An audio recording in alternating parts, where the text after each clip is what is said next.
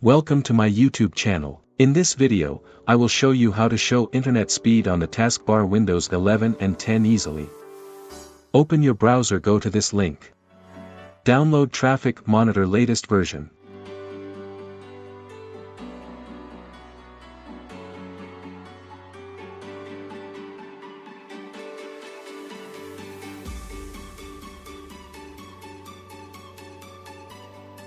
Paste it into C drive.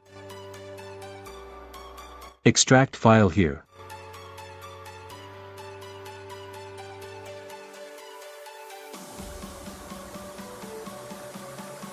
Double-click to run Traffic Monitor software. See the speed monitor shown here. Right-click on your mouse, check Show Taskbar window.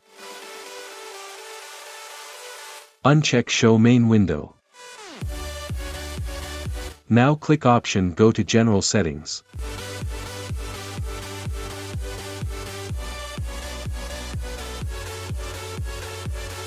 Check Auto Run when Windows starts. After do this, click Apply and OK. Don't delete extracted files from C drive. That's it. Enjoy.